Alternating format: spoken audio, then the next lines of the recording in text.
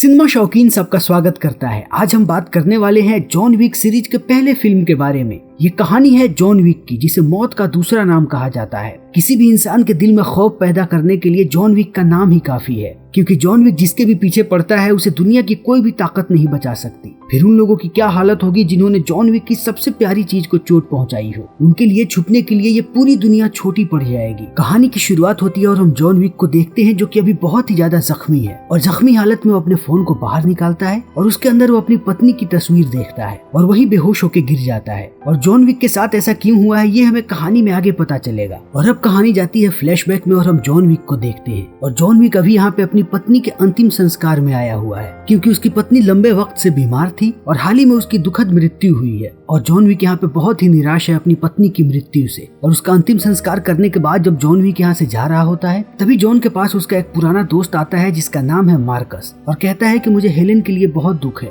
John Wick की पत्नी का नाम हेलेन होता है। फिर मार्कस कहता है कि तुम्हारे लिए ये सारी चीजें आसान नहीं होंगी, लेकिन फिर भी तुम्हें अपनी जिंदगी की शुरुआत फिर से करनी पड़ेगी। और मार्कस से बात करने के बाद जॉन विक अपने घर पहुंचता है। तभी उसका डोरबेल बजता है और जैसे ही जॉन विक दरवाजे पे जाता है वो देखता है कि वहाँ पे एक कुरियर वाला आया हुआ है और उसके हाथ में एक बड़ा सा डब्बा है। और ये कुरियर किसी और ने नहीं बल्कि खुद हेलेन ने भेजा है। और जॉन इस चीज को देख के भावुक हो जाता है और सोचने लगता है कि हेलेन को पता था कि वो जल्दी ही मरने वाली है। फिर जब जॉन उस डब्बे को खोलता है तो उसके अंदर उसे एक चिट्ठी मिलती है और उसके साथ साथ एक कुत्ते का बच्चा होता है। और जब जॉन इस चिट्ठी को पढ़ता है तो इसमें उसकी पत्नी ने लिखा होता है कि मुझे पता है कि तुम अब कितने अकेले हो चुके हो और तुम्हारे इस दर्द को मेरे अलावा और कोई भी नहीं समझ पाएगा, लेकिन मैं चाह के भी तुम्हारे लिए कुछ नहीं कर सकती। इसीलिए मैं तुम्हारे पास एक अच्छे दोस्त को भेज रही हूँ जिसका नाम है डेजी। हेलेन ने इस कुत्ते के बच्चे का नाम डेजी रखा है। और हेलेन ने लिखा होता है कि मुझे पता है कि तुम दोनों एक दूसरे का अच्छे से ख्याल रखोगे। मैं जहाँ भी हूँ तुमसे हमेशा उतना ही प्यार करती रहूंगी, तुम्हारी हेलेन। और इस चिट्ठी को पढ़ते ही जॉन बहुत ही ज्यादा भावुक हो जाता है और वो फूट फूट के रोने लगता है।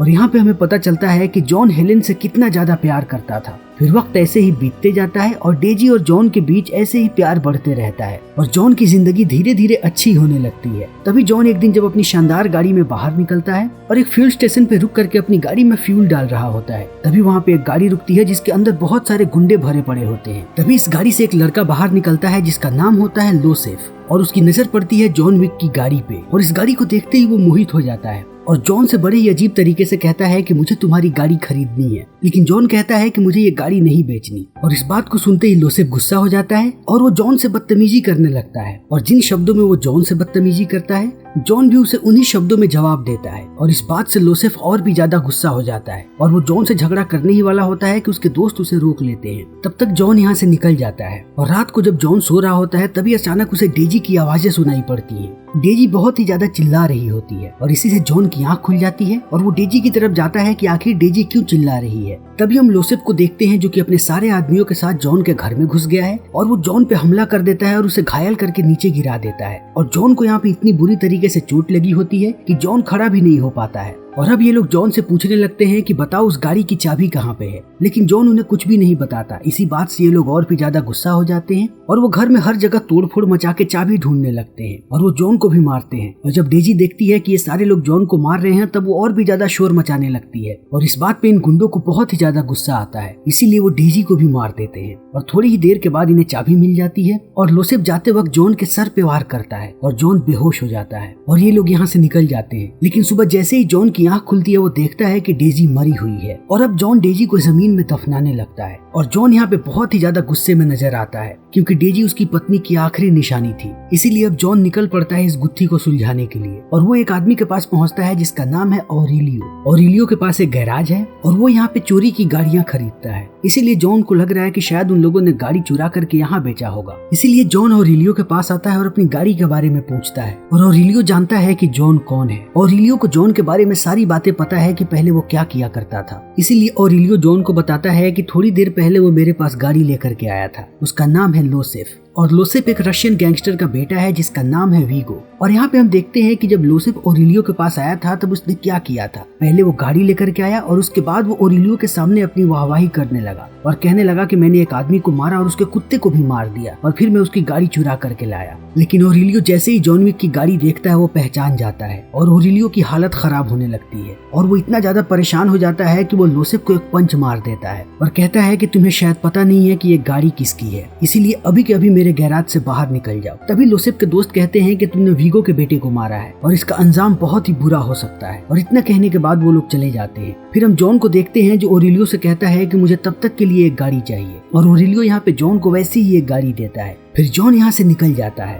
तभी ओरिलियो को वीगो का कॉल आता है और वीगो ओरिलियो से कहता है कि तुम्हारी हिम्मत कैसे हुई मेरे बेटे पे हाथ उठाने की। तभी ओरिलियो कहता है कि आपको शायद पता नहीं है कि उसने क्या किया है। मैंने तो सिर्फ उस पे हाथ उठाया है, लेकिन उसने जो किया है उसके लिए उसकी जान भी जा सकती है। उसने जॉन विक की कार चुराई और उसके बाद उसके कुत्ते को मार दिया जो उसकी पत्नी की आखिरी निशानी थी। और इस बात को सुनने के बाद वीगो की हालत खराब होने लगती है, क्योंकि वीगो इस बात से अच्छी तरीके से वाकिफ है कि जॉन विक क्या कर सकता है। फिर वीगो अपने बेटे लोसेफ को बुलाता है और उससे कहता है कि तुमने किसी की गाड़ी चुराई है, और लोसेफ कहता है कि हाँ। तभी वीगो उसे एक दमदार पंच मारता है और इस बात से लोसेफ गुस्सा हो जाता है और कहता है कि आप इतना ओवर रिएक्ट क्यों कर रहे हैं। सिर्फ एक गाड़ी ही तो चुराई है मैंने, और वो भी एक तुच्चे से आदमी की जिसे मैंने मार के वहीं पे ढेर कर दिया था। आखिर कौन है जॉन विक और क्या कर सकता है। तभी वीगो यहाँ पे जॉन विक के बारे में बताता है और कहता है कि जो लोगों को मारता है उसे हम कातिल कहते हैं, और जो बड़े बड़े कातिलों को मारता है उन्हें हम बुगीमैन कहते हैं। और जॉन विक एक ऐसा आदमी है जो कि बुगीमैन को मारता था। उसने दुनिया भर के कितने खतरनाक बुगीमैन का सफाया किया है। वो बहुत समय तक मेरे लिए काम करता था और उसे किसी को भी मारने के लिए बड़े बड़े हथियार की जरूरत नहीं है। वो छोटे से पेंसिल से भी बहुत सारे लोगों को मार सकता है और उसने ऐसा बहुत बार किया है।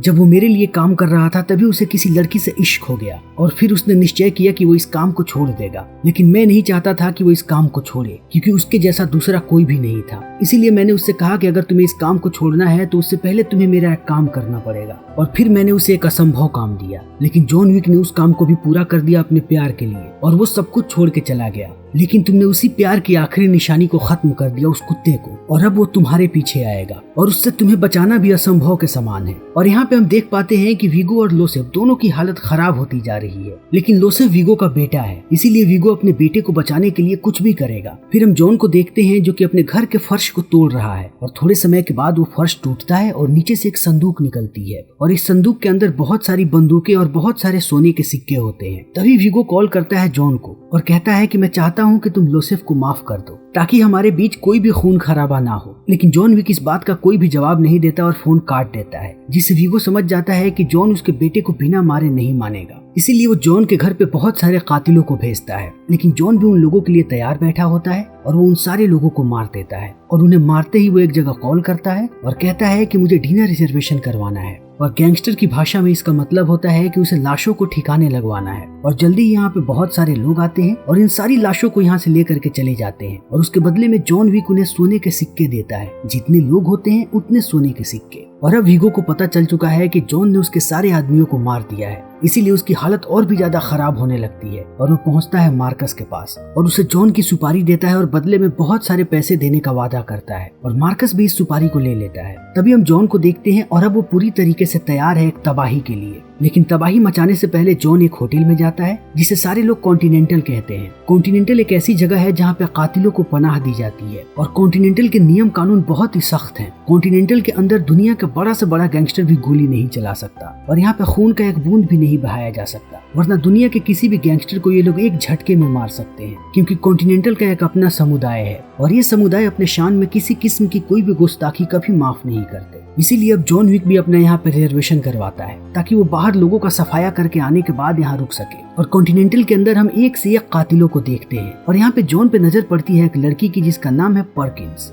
और पर्किंस जॉन को क्यों देख रही है ये हमें कहानी में आगे पता चलेगा। और अब हम कॉन्टिनेंटल होटल के मालिक को देखते हैं जिनका नाम है विंस्टन। और विंस्टन जैसे ही जॉन को यहाँ पे देखता है वो आश्चर्यचकित हो जाता है, क्योंकि विंस्टन को पता था कि जॉन विक ने इस काम को छोड़ दिया है। तभी जॉन विंस्टन को सारी बातें बताता है और कहता है कि इस बार ये मेरी आपसी दुश्मनी है, और इतना कहने के बाद वो लोसेफ के बारे में पूछने लगता है। फिर विंस्टन जॉन को एक क्लब का पता देता है और कहता है कि लोसेफ तुम्हें वहीं पे मिलेगा, और अपनी पूरी तैयारी के साथ जॉन पहुंचता है उस क्लब में, लेकिन उसे पता नहीं है कि लोसेफ इस क्लब में कहाँ पे है। तभी उसकी नजर पड़ती है लोसेफ के उसी दोस्त पे जिसे उसने लोसेफ के साथ देखा था, और जॉन उसके दोस्त को पकड़ता है, उसे पीटता है और पूछता है कि बताओ लोसेफ कहाँ है, और वो बताता है कि लोसेफ ऊपर नहा रहा है। और इतना सुनते ही जॉन उस आदमी को मार देता है और ऊपर जाने लगता है। तब तक यहाँ पे चारों तरफ अफरा तफरी मच जाती है और लोसेफ के लोग चारों तरफ फैलने लगते हैं, लेकिन जॉन को अब कोई भी नहीं रोक सकता लोसेफ तक पहुँचने से। जॉन अपने रास्ते में आने वाले सारे लोगों को मौत के घाट उतारते रहता है। फिर वो पहुंचता है लोसेफ के पास, और लोसेफ जैसे ही जॉन को देखता है अर्धनंग अवस्था में वहां से भागने लगता है, और जॉन उसका पीछा करने लगता है और सारे लोगों को मारने लगता है। और जल्दी ही जॉन यहाँ पे लाशों का ढेर लगा देता है और जॉन लोसेफ को मारने ही वाला होता है। तभी जॉन को एक गोली लग जाती है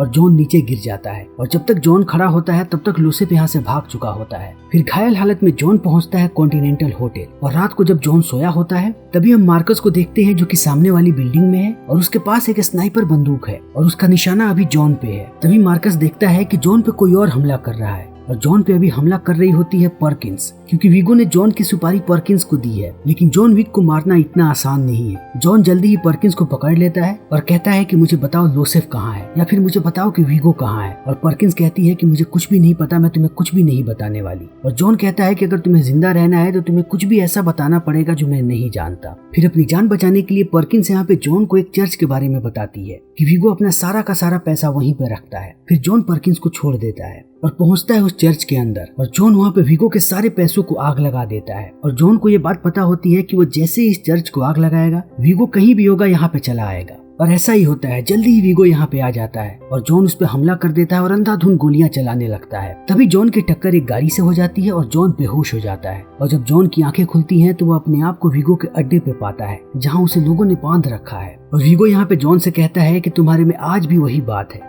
आज भी तुम्हारे अंदर वही फुर्ती है, लेकिन आज तुमने अपनी जिंदगी का सबसे गलत काम किया है। तुमने मेरे पैसे जलाए, इसका मुझे कोई अफसोस नहीं, लेकिन उसमें कुछ ऐसी चीजें थी जिनकी मदद से मैं बड़े बड़े लोगों को ब्लैकमेल करता था और वो हमेशा ही मेरी मुट्ठी में रहते थे। लेकिन तुमने उन सारी चीजों को जलाकर राख कर दिया। लेकिन मैं इन सारी चीजों को भूलने को तैयार हूँ अगर तुम सारी चीजों को भूलने को तैयार हो। तभी जॉन कहता है कि मैं इतनी आसानी से सारी चीजों को नहीं भूल सकता। और वीगो कहता है कि वो सिर्फ एक कुत्ता ही तो था, तुम उसके लिए इतने भावुक क्यों हो रहे हो। और जॉन कहता है कि वो सिर्फ कुत्ता नहीं था, वो हमारे प्यार की आखिरी निशानी थी और इस पाप के लिए मैं लोसेफ को सजा दे के रहूंगा। और इस बात को सुनते ही वीगो समझ जाता है कि जॉन नहीं मानेगा, इसीलिए वो अपने आदमियों को कहता है कि इसे खत्म करो। और इतना कहने के बाद वीगो यहाँ से बाहर निकल जाता है और वीगो के लोग जॉन को मारने लगते हैं। तभी हम देखते हैं कि वीगो के सारे लोगों पे कोई गोलियां चला के उन्हें मार रहा है और हमें पता चलता है कि इन्हें मारने वाला कोई और नहीं बल्कि मार्कस है। और इन लोगों से छुटकारा पाते ही जॉन पहुंचता है वीगो के पास और उसे मारने ही वाला होता है कि वीगो कहता है कि मैं तुम्हें बता सकता हूं कि लोसेफ कहां पे है। और वो जॉन को लोसेफ का पता दे देता है, क्योंकि वीगो को लगता था कि लोसेफ एक सेफ हाउस पे है और वो एक बहुत ही महफूज जगह है।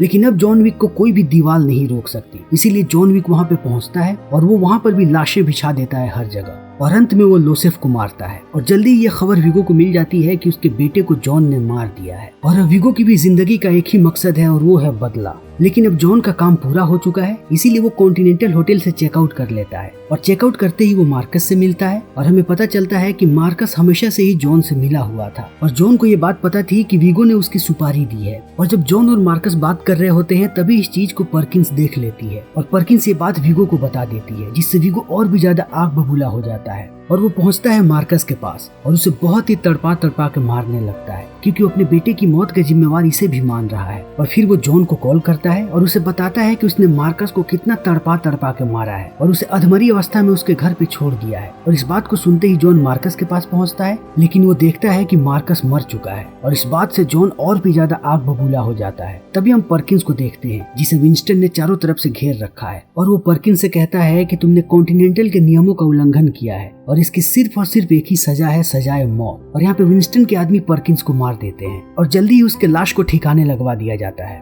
और यहाँ पे विंस्टन को सारी बातें पता है कि वीगो ने मार्कस को मारा है और जॉन वीगो को ढूंढ रहा है और वीगो जल्दी ही ये देश छोड़ने वाला है। इसीलिए विंस्टन जॉन को कॉल करता है और वो वीगो का पता बता देता है और जॉन यहाँ पे एक बार फिर से तबाही लेकर के पहुँचता है वीगो के पास और जल्दी ही जॉन वीगो के सारे आदमियों को मौत के घाट उतार देता है। और अंत में वीगो जॉन के सामने कड़ी मशक्कत करता हुआ नजर आता है, लेकिन जॉन से बचना मुश्किल ही नहीं नामुमकिन है। इसीलिए अंततः जॉन वीगो का भी सफाया कर देता है। लेकिन अब जॉन बहुत ही ज्यादा घायल हो चुका है, इसीलिए वो भागता हुआ पहुंचता है एक पालतू जानवरों की दुकान में और वहाँ पे थोड़ा समय बिताता है और अपने जख्मों का उपचार करने की कोशिश करता है। तभी जॉन की नजर पड़ती है एक प्यारे से छोटे कुत्ते पे और जॉन उस कुत्ते को लेकर के अपने साथ यहाँ से बाहर निकलता है और ऐसे ही चलता जाता है और ये फिल्म यहीं पे खत्म हो जाती है। लेकिन जॉन विक की कहानी यहीं पे खत्म नहीं होती, इसकी आगे की कहानी हम जानेंगे अपने अगले वीडियो में। तो अगर आपको वीडियो पसंद आई हो तो इसे लाइक करें, शेयर करें और चैनल को सब्सक्राइब करें। Thank you.